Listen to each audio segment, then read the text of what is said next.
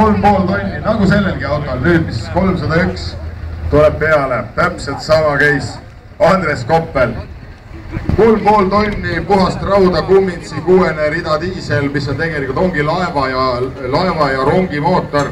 See on lihtsalt kohandatud autodele. Originaalis on see mariine mootor.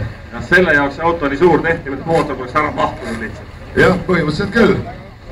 Kuidas jah, väiksemasse autosse sellist diislit närriv mootor lihtsalt ei sobi. Aga tegemist on fenomenaalse mootori. Aplaus muidugi!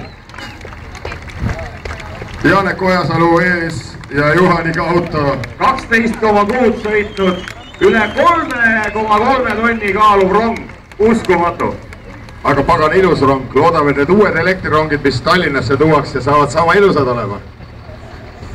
Tõsiselt hea tulemuse pannud jällegi. No nii, aga vaatame nüüd selle Andres Koppeli, ega seega pole ka paha pakk.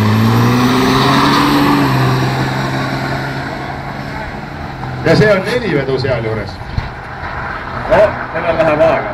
Ütleme niimoodi, et tegelikult et need rambid võiksid veel ühte sellist klassikalist kiirendusala nagu traktorite jõu tõmbamine teha. Traktor pulling siis. Traktor pulling, jah. Ja selle tulemus 14,48 ja 146 kilomeetrit tunnist. No selle Hummeri tulemus